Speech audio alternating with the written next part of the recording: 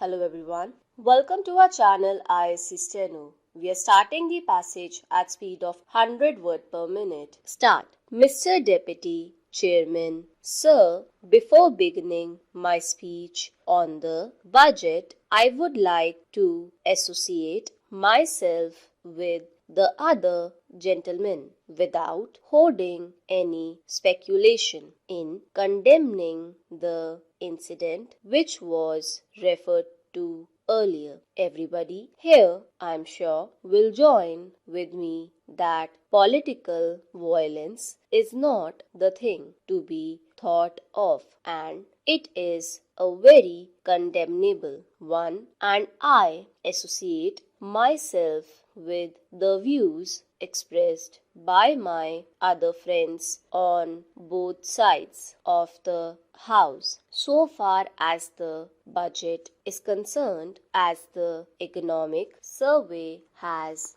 indicated, the year 2004 to 2005 was a year of unprecedented economic strains in the history of independent India. Again, sir, if you look at the economic survey, we find that the growth either in industrial or agricultural or export sector has not been a very encouraging one. Sir, the Honorable Finance Minister, while trying to frame the budget, had to consider the economic crisis faced by the country and had to grapple with many conflicts in framing the budget. I should like to say here, to a considerable extent, he has made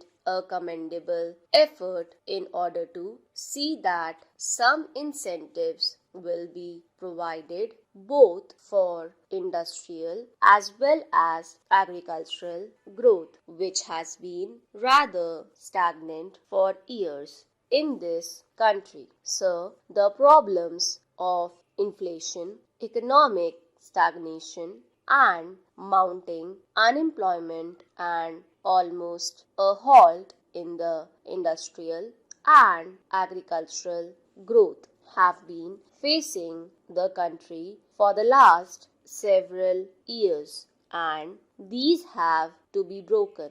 But I wonder whether the proper way to tackle these serious problems is to follow the same old path of increasing indirect taxation and budgetary deficit. If you look at the figures, we find the deficit of rupees 126 crores, which was estimated by the previous finance minister for the year 2004 to 2005, has now revealed itself not to remain at rupees 200 crores but has actually risen to rupees 600 crores. Even though I admit that a substantial part of it is because of food, fertilizers, and oil parts, which in any case had to be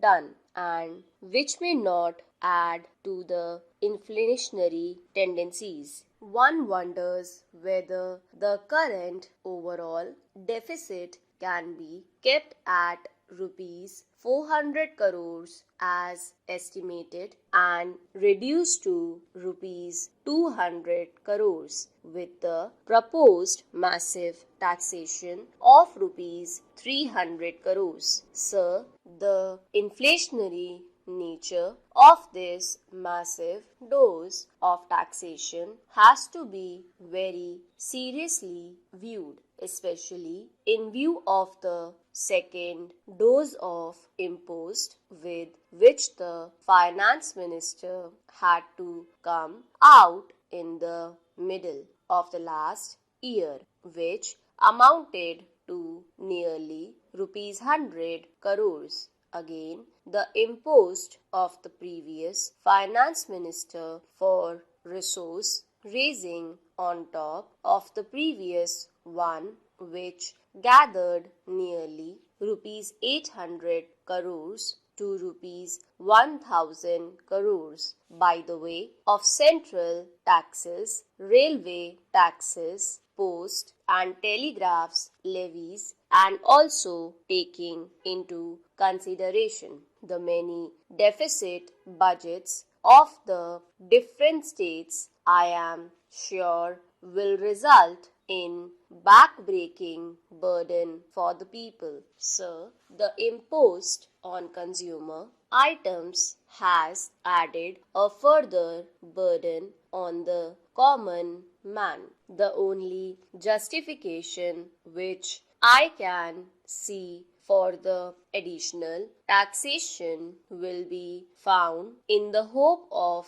raising the plan outlay by about 23% to rupees 6,000 crores, and it is a welcome feature, particularly so when the outlay is substantially for agricultural and energy resources. And I commend that effort of the Honorable Finance Minister. Sir, we find that agriculture and the energy resources have been stagnating for a couple of years, and the investment there has not been a considerable one. So far as agriculture is concerned, I would like to associate myself with the views expressed by my honorable friend who has